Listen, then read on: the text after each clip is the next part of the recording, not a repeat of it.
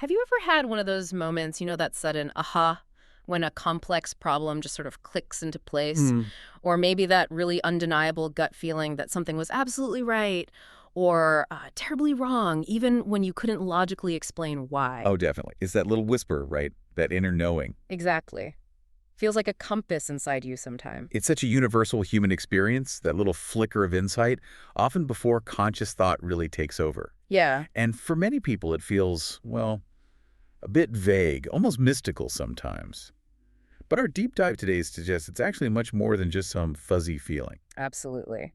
Today, we're doing a deep dive into cultivating your intuition. Because, for too long, intuition has felt like something you either had or you didn't, like a gift. Right, like you're born with it or not. But what we found looking through this really rich stack of sources, I mean, everything from rigorous scientific psychological studies, cognitive theories, to practical personal development guides. And even ancient philosophical and spiritual texts. Exactly. What we're seeing is that it's actually a powerful and maybe more importantly, a trainable skill. hmm And our mission today, really, is to cut through some of that noise, maybe the mystical fog around it, Mm. and give you practical, actionable steps. Yeah. We want to connect this faculty, which is often misunderstood, let's be Yeah. honest, to both sharp, everyday decision-making and maybe a deeper understanding of yourself. Definitely. By the end of this deep dive, our hope is you'll have a clearer roadmap, something you can use to strengthen that inner wisdom. Empowering you, really, to navigate life's complexities with hopefully greater clarity and confidence. You'll get the knowledge quickly but thoroughly. Find some real aha moments yourself, we hope, and definitely avoid that feeling of information overload. So let's get into it. Okay, let's unpack this. We talk about gut feelings, but what is intuition really? Is it just a vague emotion or is there something more solid behind it? Oh, there's definitely a genuine mechanism there.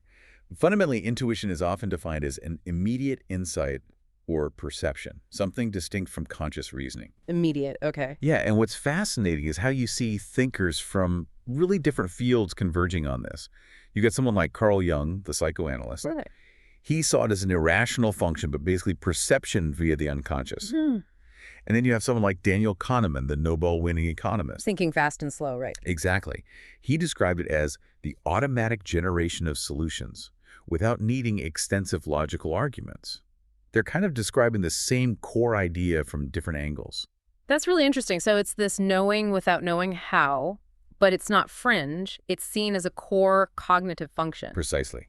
It suggests it's not just a random guess. So is there like a spectrum then from those raw, maybe primal gut feelings, fast, emotional, sometimes physical reactions to something more developed? Exactly right. You could think of a basic gut feeling as an immediate, maybe visceral reaction.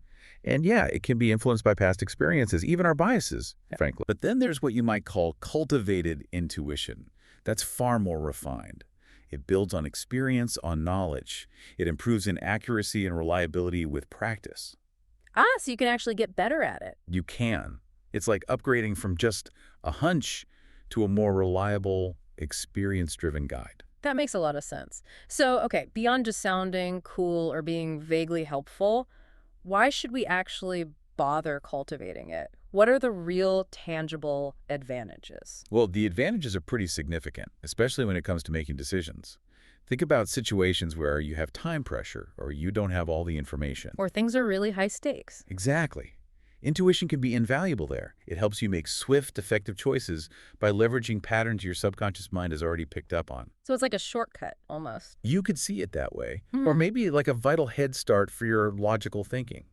It gives you an initial direction, a hypothesis that your analytical mind can then test and refine. Which helps avoid that analysis paralysis thing, right? Where you just get stuck weighing options forever. Absolutely. Getting stuck in overthinking is incredibly common, and intuition can help cut through that. That's a huge benefit right there. And beyond just the practical side, cultivating intuition can foster heightened self-awareness, mental clarity, even creativity. It helps you align more deeply with your core values, what really matters to you. In our world, which is so fast-paced, so dynamic, being able to make good, rapid decisions, even without perfect information, that's becoming a critical capability. It makes intuition a real strategic asset, honestly. Okay, I'm sold on the why, but the big question I still have, and I bet you do too, listening in, is how does this inner knowing actually work? What's going on under the hood? Right, the mechanisms. This is where modern cognitive psychology gives us some really useful frameworks, particularly something called dual process theory. Dual process, two systems. Exactly. The theory suggests we have two distinct modes of thinking. There's system one, that's the rapid, automatic, intuitive one. It requires minimal conscious effort. Okay, the fast one. It relies on mental shortcuts. Psychologists call them heuristics, and pattern recognition. It's sometimes described with this great phrase, embodied predictive processing. Embodied predictive processing. That sounds pretty deep. What does that mean practically? It basically means your body and brain together are constantly, unconsciously making tiny predictions about what's likely to happen next, based on everything you've ever experienced. Wow. It's like your whole being is feeling its way into the future millisecond by millisecond. And those subtle feels, those predictions, are a powerful form of intuition. Okay, so that's system one. What's the other one? That's system two. It's slower, more deliberate, analytical. It requires conscious effort and attention. That's where you consciously weigh pros and cons, follow logical steps. So system one, fast, gut reaction. System two, slow, careful thought. It makes sense we'd have both. But, a lot of people might think intuition means ignoring system two. How do they actually work together for the best results? That's a fantastic point and a common misconception. They aren't really opposing forces. They're designed to be complementary. Ah, okay. Truly effective decision makers, they seem to seamlessly integrate both. Intuition, system one, gives you that rapid initial insight, that hunch, that possible solution. Right. System two can then come in, critically assess it, refine it, validate it, maybe gather more evidence. So intuition gives you the starting point, maybe, and logic helps you map out the best path from there. That's a great way to put it. And a huge part of that rapid system one stuff is unconscious, right? Happening without us really noticing. Precisely. Intuition is deeply rooted in unconscious cognitive processes. Get this. Your brain processes something like over 90% of sensory input without you even consciously realizing it. 90%, that's staggering. It is, and this allows it to detect incredibly subtle cues, like a fleeting microexpression on someone's face, or tiny shifts in body language or tone of voice, things your conscious mind would probably miss. And those cues feed into the intuition. They inform the intuitive judgments, yes. A core mechanism here is pattern recognition. Your brain is constantly rapidly identifying similarities between the current situation and past experiences stored away. It draws from this vast reservoir of subconsciously accumulated information. Can you give an example? Sure, think of like a really seasoned firefighter entering a burning building. They don't necessarily stop and consciously analyze every single variable, smoke color, heat patterns, sounds. Right, there's no time. Exactly. But their brain instantly pulls from hundreds, maybe thousands, of past fires, recognizing subtle patterns that tell them almost instinctively where the danger likely is, or where the fire might spread next, or where to direct their team. That's that recognition prime decision model you mentioned It's earlier. the RPD model in action, yes. Your intuition rapidly suggests a feasible course of action based on deep pattern matching from experience, often before you fully logically dissected the situation. So it's like your brain is constantly learning the background, building this incredible mental library without you even punching the cards. That's a perfect analogy. And that directly explains why experience is so incredibly key here. The reliability, the accuracy of your intuition, it really depends heavily on your accumulated experience and knowledge in a particular area. So, like, my intuition about quantum physics probably isn't great. Probably not, unless you're a physicist. That expert intuition develops within a specific domain through considerable learning and crucially extensive practical experience. Experts leverage years of this deeply stored knowledge, this rich mental library of patterns, to make fast, often remarkably high-quality decisions. It's like they have a hidden curriculum training their unconscious mind. That's a beautiful way to put it. Yeah. It underscores why both formal learning and hands-on experience are so important for developing reliable intuition in any field. Okay, this is making so much more sense. So if intuition is real and it's working away back there, how do I actually feel it? Like, how does it show up for me personally? What signals should I be listening for? Right, because it often communicates in a unique language, and it can be quite subtle.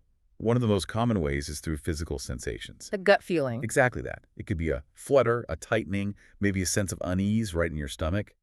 Or it could be goosebumps, tingles, maybe a sudden feeling of warmth or calm in your chest when something just feels right.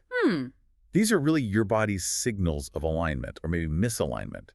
It's mediated by that complex gut-brain connection we hear more about now. So learning to listen to your body, somatic awareness, is key. Incredibly important.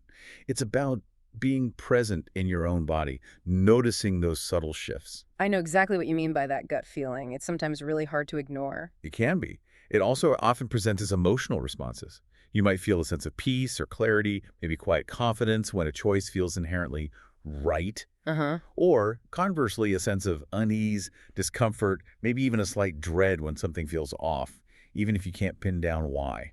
Okay. What else? Then there are the more mental insights or flashes, that sudden aha moment we started with. An idea just effortlessly popping into your mind, maybe a clear mental image or just an undeniable sense of knowing something is true, even if you can't articulate the why immediately. Like it just lands in your head. Exactly. Instantaneous sometimes. And sometimes it's more like a pull or a nudge. Just a subtle, almost invisible force kind of steering you towards a particular person or place or maybe an opportunity without you fully understanding why you feel drawn there. Like being drawn to a certain book in a bookstore. Precisely. And finally, sometimes it's just a deep sense of alignment, that feeling of being in flow, where what you're doing feels deeply resonant with your core values and goals. Actions feel effortless, natural. Wow. Okay. That's a really helpful breakdown of all the different ways it can speak to us. But here's the big challenge, I think. What about when it's just my anxiety talking? How do I tell the difference between a real intuitive nudge and just my fears running wild? Ah, yes, the million-dollar question. It's a crucial distinction and honestly a significant challenge, especially if you're prone to anxiety or overthinking. Yeah, definitely. So genuine intuition is often characterized by this feeling of deep internal knowing. It tends to be calm, clear, and kind of unclouded by excessive thought or emotion. It's often described as a quiet but firm nudge. Quiet but firm. I like that. It's usually quite specific, focused, and importantly, it tends to be consistent. Even if you step away from the situation and come back to it, that quiet knowing is often still there. It feels profoundly right somehow, with a sense of quiet certainty. Okay. And anxiety, how does that feel different? Because sometimes it feels pretty convincing. Oh, it can. Anxiety, though, is fundamentally fear-driven. It's typically accompanied by mental noise-racing thoughts, doubt, constant questioning, replaying worst-case scenarios, overanalysis. The hamster wheel. Exactly. It feels urgent, maybe overwhelming, often chaotic, and it tends to fluctuate a lot with your emotions, or if you start obsessing over the thought. Okay, that distinction is helpful. Calm and clear versus noisy and chaotic. That's a good summary. And here's a critical point. Anxiety can absolutely mimic intuition, especially if you fixate on a fearful thought.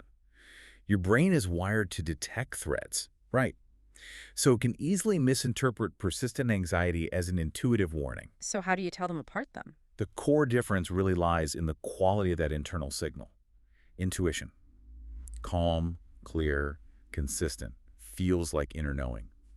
Anxiety, chaotic, fear-driven, fluctuating, feels like mental noise. This is why reducing that internal noise, things like stress, rumination, excessive analysis, is so important. It's like hitting the noise cancellation button so you can actually hear the quieter, intuitive signal. Noise cancellation for your brain. Love it. So how do we practically apply that distinction? What are some strategies we can actually use in the moment? Okay, good question. You can start with something really simple. Just pause and take a few deep breaths. That can interrupt an impulsive, anxiety-driven reaction right there. Okay, just pause. Then ask yourself some self-inquiry questions, like, does this feeling feel calm or rushed? Is the thought specific and helpful, or is it just painting catastrophic worst-case scenarios? Does this feeling persist with clarity even when I step away for a bit? Okay, those are good questions. Also, try to develop personal pattern recognition. Do you notice certain anxious feelings tend to crop up repeatedly in similar situations, maybe without a clear, objective reason? That might be you recognizing an anxiety pattern, not necessarily an intuitive hit every time. Learning your own anxiety signature almost. Exactly, and give it time and distance. If possible, step away from the decision or situation for a while. Go for a walk, do something else. Then revisit it. If that feeling persists with that calm clarity we talked about, it's much more likely to be genuine intuition. That's really practical advice. One more thing. Try to avoid making really critical decisions when you're feeling halt. Yeah, it's an acronym: hungry, angry, lonely, or tired. These states can really amplify anxiety and cloud judgment, making it much harder to discern a clear, intuitive signal from emotional noise. Hungry, angry, Lonely, tired. Okay, I'll remember HLT. That makes total sense. Right, so now that we have a better idea of how to spot intuition and maybe tell it apart from anxiety, let's dive into the actual practices. What can you listening right now start doing, maybe even today, to strengthen this intuitive muscle? Okay, let's group these into a few key themes for clarity. First up, and this is maybe the most crucial, quieting the mind. Makes sense, getting rid of that noise we talked about. Exactly. And mindfulness and meditation are really foundational here. Even just 5 or 10 minutes a day can make a difference. It helps quiet that busy analytical mind, which allows that inner wisdom, those quieter signals, to surface. It's an active way to open a clearer channel to your subconscious. So it's not about emptying the mind, but maybe just turning down the volume. That's a great way to think about it. Another practice is connecting with nature, spending time outdoors, park, woods, beach, whatever it naturally promotes calm, helps clear distracting thoughts, and encourages mindfulness. Being in nature somehow facilitates that connection to inner guidance. It does feel easier to think clearly outdoors sometimes. It really does. It's about managing your external environment to help create internal quiet. And related to that is considering a digital detox, even a small one. Oof, the tough one. Yeah. But the constant barrage of information, notifications, scrolling, it creates this pervasive background noise. Purposefully reducing that digital stimulation, even for short periods, can really help you perceive those more subtle intuitive messages. Intuition often speaks loudest in the quiet moments. Okay, so making space, finding quiet. What's next? Next theme, self-reflection and uncovering inner wisdom. Journaling is incredibly powerful here. Well, writing down your thoughts, feelings, especially those hunches or gut feelings, it helps you explore your inner dialogue. And crucially, if you track the outcomes note down when you followed a hunch and what happened, or when you ignored it and what happened, you create this personal feedback loop. Ah, like calibrating your intuition. Exactly. It becomes a personal, iterative feedback mechanism. You learn to recognize your own intuitive signals better and gauge their accuracy over time. Another tool here is analyzing your dreams. Dreams. Yes. Dreams can offer a fascinating window into the subconscious. They often process things non-logically, sometimes revealing solutions to problems or highlighting hidden feelings or messages. Keeping a dream notebook by your bed can be surprisingly insightful. Interesting. I might try that. What about getting creative? Does that play a role? Absolutely. That's our next theme, creative expression.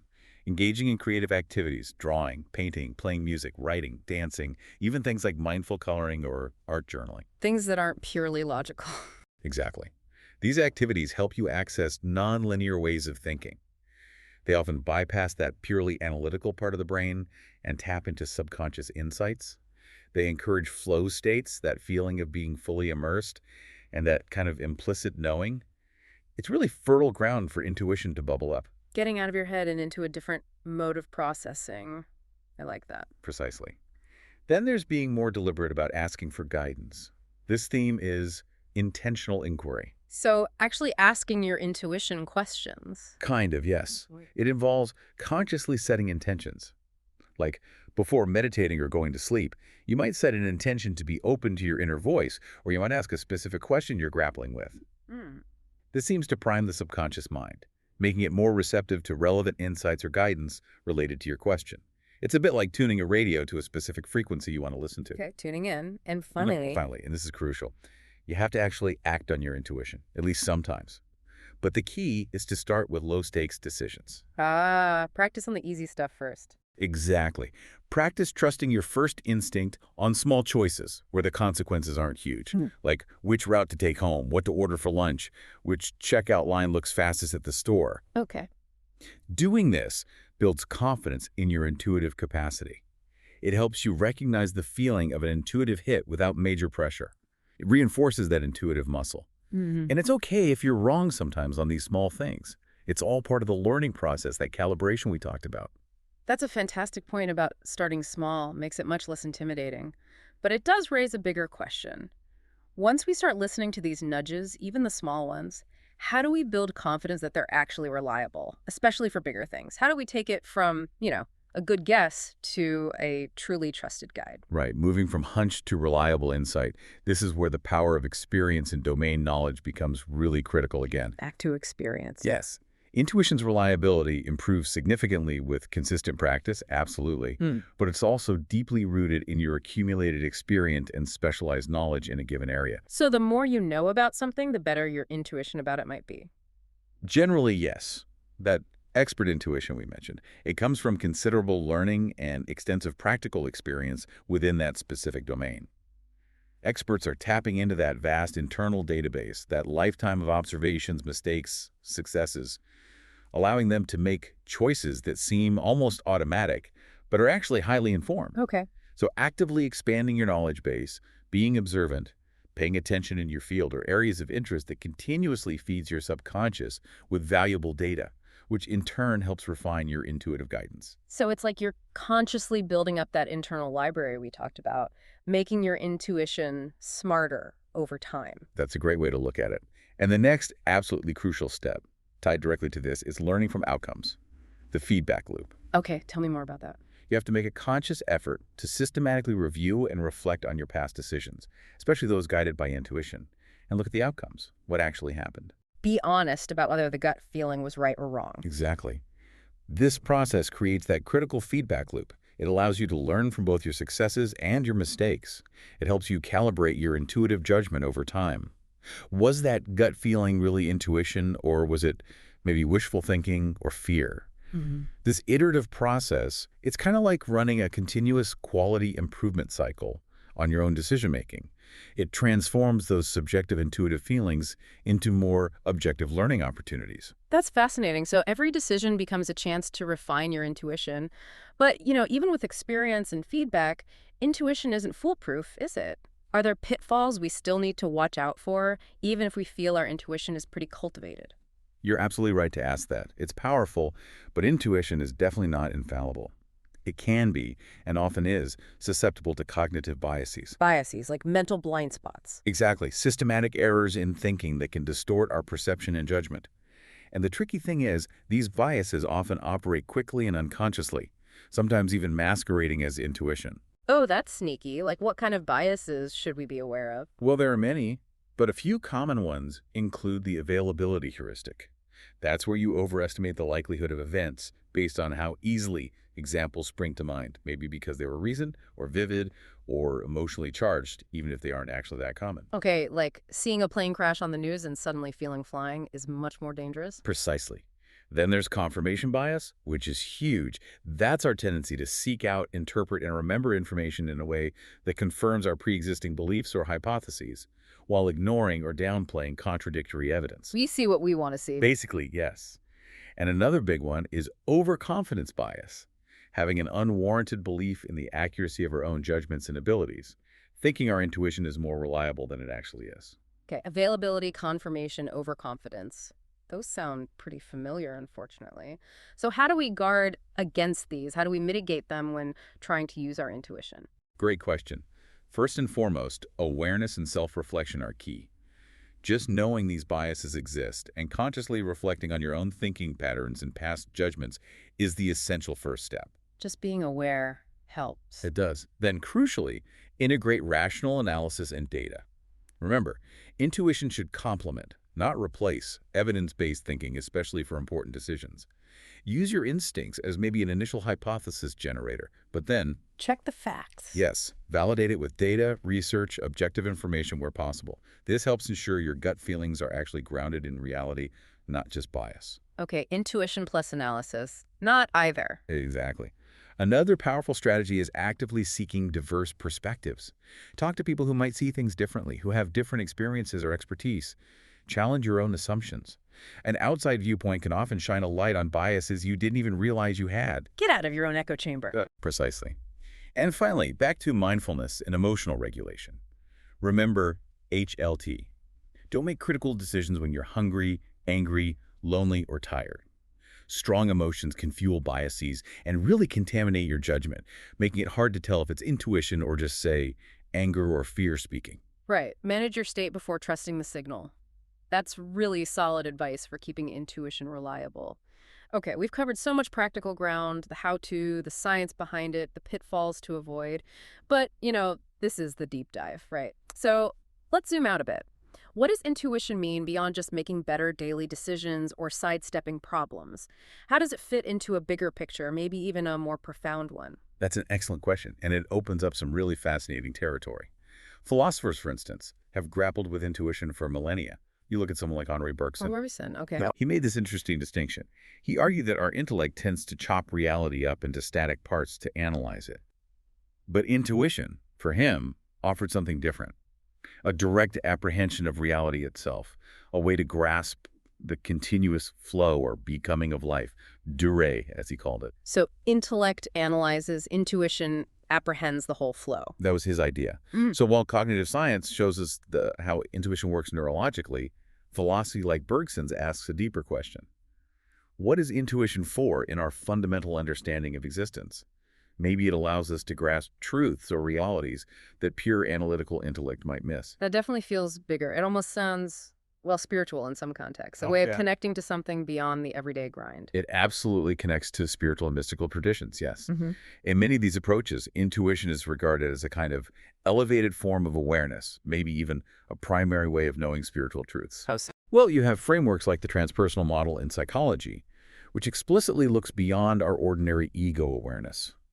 It includes concepts like non-local awareness, suggesting consciousness isn't strictly confined to our physical brain or body, Non-local, meaning meaning potentially transcending personal identity and the usual constraints of space and time.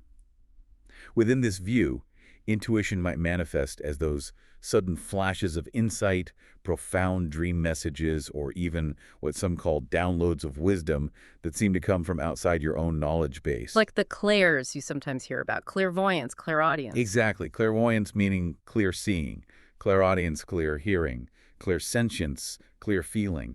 These are often framed within transpersonal or spiritual contexts as ways intuition manifests beyond typical sensory perception. So information just sort of arrives in these deeper intuitive states. That's often how it's described, yes. Hmm. Frequently with a compelling sense of presence or immediate truth, even without a logical trail. Yeah. And if you look at Eastern versus Western perspectives, Right. historically, Eastern cultures, particularly in traditions like the Vedas or yogic philosophy, often place a strong emphasis on intuition, sometimes called buddhi, as an innate human capacity to directly grasp spiritual truths that transcend the intellect.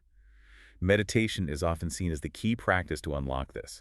And the West. Western philosophy, especially post-Enlightenment, historically put more emphasis on empirical evidence and rational deduction. But I mean, even within the West, many contemporary views, both philosophical and psychological, acknowledge that intuition and rational cognition are likely complementary ways of knowing, not necessarily opposed. So different paths to understanding. Different paths, different emphasis. Mm. And in many spiritual contexts today, intuition is often described very personally as the soul's way of communicating, or a whisper from your higher self, maybe a direct line to deeper consciousness. The soul's whisper. Yeah. And practices aimed at developing this spiritual intuition often involve things like breath work, grounding exercises, spending time in nature, and consciously setting intentions, all aimed at creating that inner stillness and presence needed to hear that quieter voice. It's really fascinating how universal this idea of intuition is then, stretching from cognitive science labs all the way to ancient spiritual texts, touching on mind, body, maybe even spirit. It truly seems to be a fundamental aspect of the human experience, deeply interwoven with how we understand ourselves, make decisions, and maybe even perceive the fabric of reality itself. Wow. What an incredible deep dive that was into intuition. We've really journeyed today, haven't we? From defining it not just as a feeling, but as a powerful cognitive ability, to learning how to actually recognize its subtle signals, those gut feelings, flashes of insight, quiet nudges, and crucially, understanding how to tell it apart from the noise of anxiety. That distinction is so important. Then we explored those core practices anyone can use to cultivate it. Quieting the mind, self-reflection, creativity, asking questions, and starting small by acting on it. Building that muscle. And we saw how experience, getting feedback, and being aware of our biases are vital for refining its accuracy, making it a more reliable guide. Absolutely. And just to maybe reiterate the most important takeaways for you listening, remember, intuition and logical analysis are partners. They're complementary. The most effective decision-making usually integrates both. Right, not choosing one over the other. Exactly. And remember that accurate, reliable intuition is often built on a foundation of experience and continuous learning in whatever area you're applying it. Internal stillness, finding ways to quiet the mental chatter, is really essential for clearly perceiving those intuitive messages. Tuning in. Tuning in, pay attention to your body. Intuition often communicates through physical sensations and emotions, so developing that somatic awareness is key. Know that it is a skill that improves with consistent practice and that systematic feedback, really learning from your outcomes. Mhm. And finally, always maintain that conscious awareness of potential cognitive biases to avoid letting them hijack your judgment and masquerade as intuition. Such great points to keep in mind. So, what can you start doing today, like right now, to put all this into practice? Maybe pick one thing. Good idea. Perhaps establish a small daily practice of stillness, even 5 minutes of quiet breathing or meditation. Or maybe start that intuition journal we talked about, just jot down hunches and see what happens. Or prioritize getting out in nature a bit more. Maybe leave your phone behind for part of it. Try that digital detox. Integrate some creative expression, something nonlinear, into your week. Practice that intentional inquiry. Ask your intuition a question before you go to sleep tonight. Cultivate that self-awareness. Reflect on your experiences, learn from them. And please, for significant decisions, remember to balance your intuition with analysis. Use the gut feeling as valuable input, absolutely, but then validate it with facts, data, research, and maybe talk it over with someone whose perspective you trust. Brilliant. Use all the tools in the toolkit. Exactly. And maybe, as you leave this deep dive, here's something to ponder. What if cultivating your intuition isn't just about making smarter, faster decisions in your daily life? What if it's also about uncovering a deeper, more authentic connection to yourself, and maybe even to the world around you, guided one subtle, quiet nudge at a time?